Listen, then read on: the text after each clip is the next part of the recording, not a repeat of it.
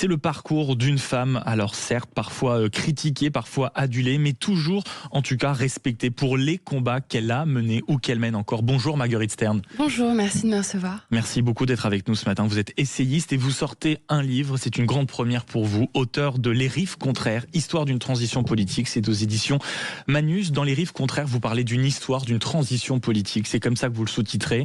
C'est un livre d'excuses quoi par rapport à ce que vous étiez, ou c'est un livre de justification vis-à-vis de ce que vous êtes devenu?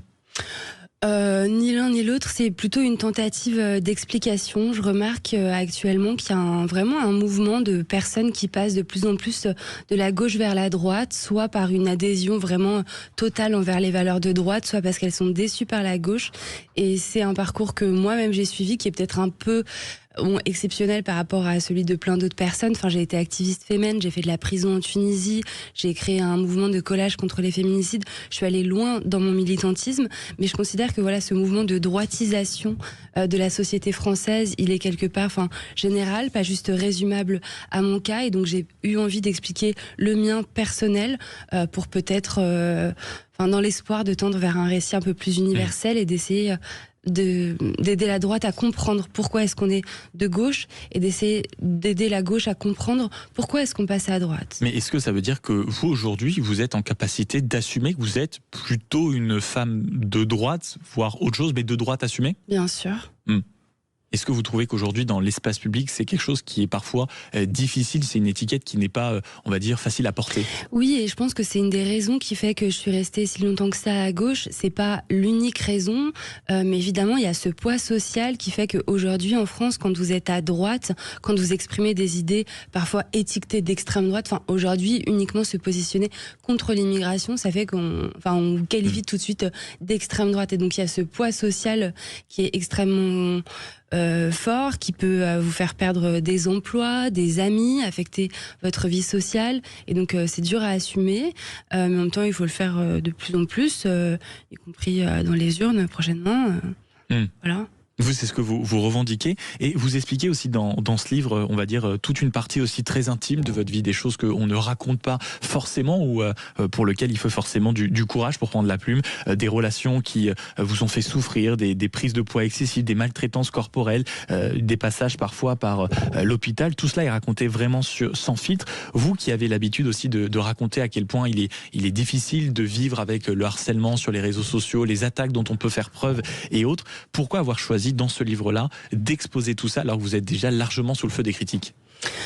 J'ai donc subi un harcèlement massif à partir du moment où j'ai commencé en tant que féministe, alors que j'étais encore ancrée à gauche, quand j'ai commencé à m'exprimer contre l'idéologie transgenre. En 2023, avec Dora Muto, nous avons publié un livre qui s'appelle Transmania, qui s'est vendu à plus de 30 000 exemplaires, critiquant l'idéologie transgenre. Et ça a été tout un parcours effectivement de harcèlement extrêmement dur sur les réseaux sociaux, des menaces de mort extrêmement graves qui ont toutes été classées sans suite par la justice.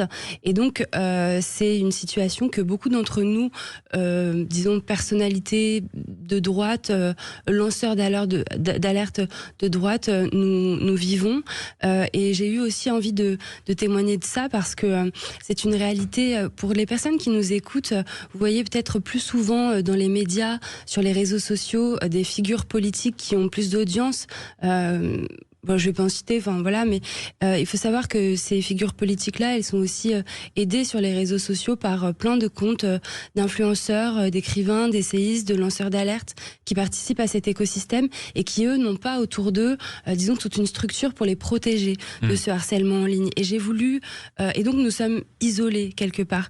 Et j'ai voulu témoigner de cette forme de harcèlement parce qu'il me semble que c'est un phénomène contemporain, qu'on voit de plus en plus, qui abîme réellement, qui est réellement une forme de violence et dont il faut parler, il me semble.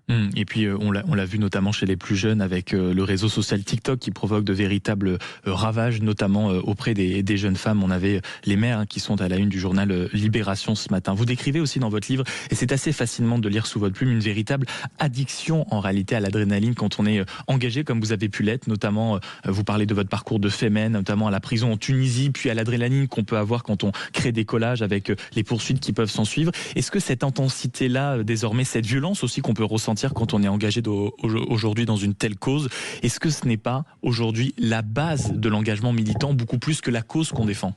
Pour certaines personnes, oui. Après, moi, j'ai toujours vraiment quand même fait les choses avec le cœur. Mes convictions ont quand même toujours été au centre de mon combat politique. Mais aujourd'hui, quand on voit le nombre d'engagements qui se multiplient, oui, est-ce qu'il n'y a pas la volonté de radicalité plutôt que la volonté d'exprimer une cause ?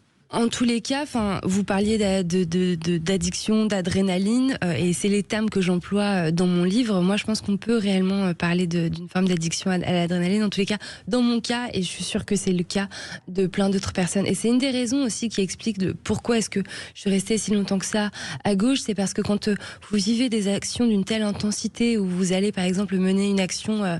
je sais pas, nous on est allé en Crimée la veille de l'annexion par Vladimir Poutine. En fait, vous arrivez dans un territoire, vous avez l'impression que c'est un territoire en guerre. Il y a des hommes en uniforme comme ça. C'est extrêmement impressionnant. Et en fait, plus vous faites des actions comme ça, je fais de la prison en Tunisie aussi. Je fais une action au Maroc. C'est assez impressionnant quand vous vous retrouvez dans un commissariat au Maroc, un interrogatoire face à des policiers marocains. Ils sont pas exactement aussi sympas que les policiers français. En effet, vous avez ce truc où vous avez besoin parfois d'aller toujours, de plus en plus loin pour ressentir des choses, et c'est un peu au fondement, je pense, de certaines formes d'activisme. On parlait de l'adrénaline, de l'addiction que cela peut provoquer. Est-ce qu'il y a la même chose, on va dire, du côté de la radicalité de l'engagement ? Est-ce qu'aujourd'hui, pour se sentir engagé, on ne doit pas avoir presque une logique jusqu'au boutiste, peu importe l'engagement ? Je sais pas trop quoi vous répondre là-dessus. Ce que je dis dans mon livre, c'est que j'ai développé cette addiction à l'adrénaline, et puis aujourd'hui elle me manque. Aujourd'hui je la ressens plus, et pourtant l'acte le plus radical que j'aurais pu faire après être allé si loin que ça à gauche, ce serait d'aller disons assez loin sur le spectre de droite. Et je crois que j'y suis arrivée, et donc ça pourrait me procurer une forme d'adrénaline, peut-être parce que c'est un acte radical, et finalement je la trouve pas, cette adrénaline, et elle me manque, et je m'ennuie désespérément. Donc je sais pas si la radicalité emmène toujours de l'adrénaline. Mais est-ce que justement sur cette forme de radicalité que vous reprochez aussi au camp que vous avez pu quitter dans votre livre, vous exprimez les excès, parfois l'aspect sectarisme de certains combats que certains voient, notamment dans les derniers que vous avez pu mener. Est-ce que vous comprenez aussi que ça peut être ce qu'on vous reproche aussi à vous désormais aujourd'hui ? Parce que quand on s'exprime beaucoup dans certains médias, sur les réseaux sociaux, on peut se dire c'est aussi une forme de radicalité, c'est aussi une forme de voir le monde d'une certaine façon, parce que le combat y contribue, et les fameuses sphères que vous évoquez aussi peuvent porter les mêmes idées. Est-ce que la radicalité n'est pas aussi aujourd'hui, on va dire, quelque chose de fort chez vous ?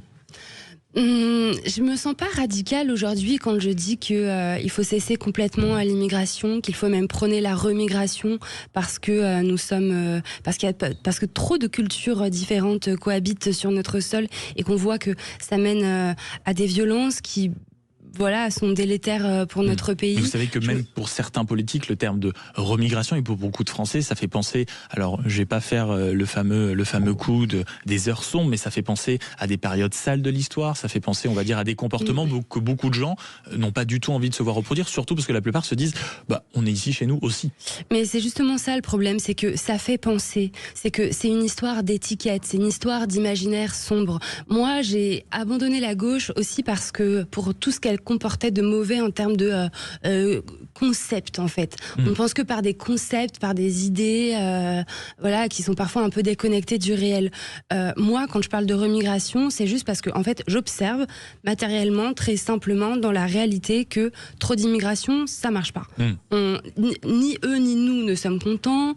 Je veux dire, les personnes immigrées disent qu'elles subissent trop de racisme en France. Les Français se plaignent de l'insécurité. En fait, personne n'est content. J'ai pas l'impression que ce soit si radical que ça, et que ça rappelle spécialement des heures sombres. Moi, juste l'impression. C'est quoi, c'est des accusations souvent infondées, c'est on va dire de la paresse intellectuelle quand on essaye de battre vos arguments? Oui, il y a une forme de propagande, j'ai l'impression. Vis-à-vis quoi, de vos idées? Contre vos idées? Oui. Propagande qui viendrait quoi, que des gens de gauche, ou on va dire, il peut pas avoir une indignation normale vis-à-vis des idées qu'on prône d'une partie de la droite. Peut-être que des gens de gauche sont sincèrement choqués du terme remigration, que ça fait personnellement appel à certaines périodes et que pour eux, l'idée que ce soit certaines personnes venues d'autres pays qui s'installent en France, pour eux, c'est la suite logique des choses. Il y a des personnalités politiques qui arrivent parfois troisième à l'élection présidentielle, je pense à Jean-Luc Mélenchon, qui arrive aujourd'hui à prôner une nouvelle France. Donc il y a des gens qui adhèrent aussi à cette thèse. Mais moi, j'ai pas envie de cette nouvelle France, et je pense que, vous savez, la gauche parle souvent, brandit souvent le ressenti comme argument politique, les émotions. Moi, je considère pas que les émotions doivent être un argument politique. Néanmoins, j'aimerais que si on écoute les ressentis des personnes de gauche, j'aimerais bien qu'on écoute aussi les ressentis des personnes de droite. Quand elles disent qu'elles souffrent de l'immigration, qu'elles souffrent de l'insécurité que cette immigration amène, et qu'elles souffrent aussi du bouleversement culturel, de la destruction de leur civilisation, en tous les cas du changement de leur civilisation, qu'elles n'ont pas envie que la France se transforme totalement parce qu'elles ont besoin d'une continuité, que quelque chose perdure. Et je pense que c'est une souffrance légitime qu'il faut écouter et pas renvoyer ces personnes-là à la cave en les insultant parce qu'elles tiennent à leur pays, à leur culture. Sur justement ce débat-là, on avait hier Céline Hervieux qui est une députée TPS, on avait Amaury Brelet, un journaliste de Valeurs Actuelles, et on avait un débat sur cette une de Marianne qui les dernières heures a provoqué beaucoup de débats. C'est une qui qualifie la France en réalité de terre d'asile pour les déséquilibrer. Ils prennent l'exemple du meurtrier de Lola, de la petite Philippine. Ça a choqué énormément de gens. Certains ont trouvé cette une indigne. Est-ce que vous trouvez que quand un journaliste, un hebdomadaire, qui plus est plutôt de gauche comme Marianne, va sur ce terrain, c'est quoi? C'est un début de victoire pour vos idées?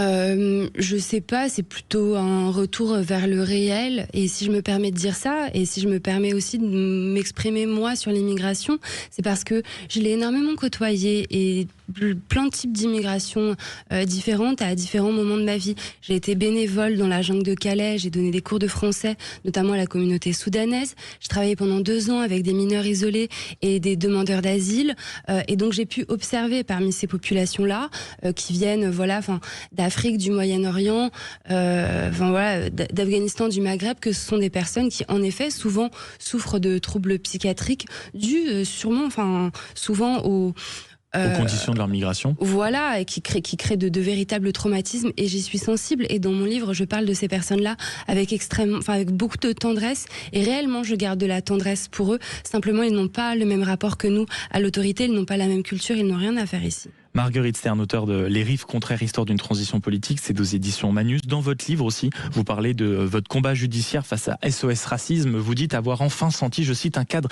étatique. Est-ce que cela veut dire que vous, qui êtes considéré une fois de plus comme radical, qui vous battez sur des sphères, les réseaux sociaux, on va dire, dans des sphères parallèles parfois à ce qui peut être conçu comme des voies légales et traditionnelles, est-ce que vous pensez quand même que certaines personnes qui pensent comme vous peuvent encore se tourner vers l'État pour apporter des solutions concrètes?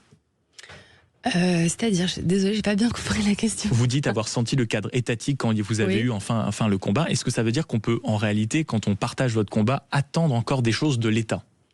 Pour moi, c'est difficile. Vous savez, j'ai vécu ce procès contre SOS Racisme dans un cadre où j'étais moi-même l'accusée. Accusée pour des trucs franchement pas très graves. 3 citations dans une interview que j'ai donnée en 2023. Bon. Toujours est-il qu'entre-temps, moi, il y a des personnes qui ont publié, notamment sur le site Paris Lutte Info, par exemple, je vais prendre juste cet exemple-là, un communiqué extrêmement bien construit appelant à nous tuer, littéralement, Dora Muto et moi. C'est écrit littéralement noir sur blanc à plusieurs reprises de cette façon-là. Je ne travestis pas les termes de ces personnes. Des menaces de mort et des menaces de mort graves, il y en a eu à plusieurs reprises comme ça. Jamais la justice ne nous a écoutés. Donc le cadre étatique, l'État en tous les cas, en ce moment, la justice française, disons plutôt, j'ai du mal à lui faire confiance en tous les cas, elle me protège pas. Elle vous protège pas. Si une jeune femme vous voit, vous entend ce matin, fascinée, je sais pas moi, par ce monde d'engagement, par le monde des Femen, par le monde du collage, et vous demanderez aujourd'hui si elle vous demandait aujourd'hui, cette personne, si elle devait elle-même s'engager, suivre un peu votre parcours, qu'est-ce que vous lui recommanderiez? Oh non, je suis vraiment pas là pour donner des conseils. La seule chose que j'aimerais dire aux gens qui nous écoutent, c'est plutôt de... Enfin, je veux pas dire aux gens, je veux pas faire une injonction à s'engager absolument. Il se trouve que moi, la chose publique est quelque chose qui me passionne, qui me fascine et que je trouve extrêmement importante. Mais la seule chose que j'aimerais dire aux personnes qui nous écoutent, c'est s'il vous plaît, ne vous fermez pas. Comme moi, je l'ai fait à une époque. Moi, quand j'étais à gauche, je combattais la droite sans même savoir ce que c'était. Je n'avais jamais lu un papier de Valeurs Actuelles, par exemple. Je n'avais jamais écouté un entretien de Julien Rochdy ou de Damien Rieu. Et en fait, ça m'a beaucoup enrichi d'aller voir ce que disaient des personnes avec qui, a priori, j'étais pas d'accord. Il se trouve que quand je les ai écoutés, finalement, j'étais d'accord. Et c'est ce que je continue à faire maintenant que je suis à droite. J'écoute beaucoup ce que dit la gauche. Et donc, j'invite simplement plus les personnes à ça. Enfin, pas juste à l'action, mais à écouter. Marguerite Stern, auteure de Les Rives contraires, histoire d'une transition politique. C'est donc aux éditions Magnus qu'on peut se procurer ce livre. Merci beaucoup d'être passé par le studio de Sud Radio ce matin. Dans un instant.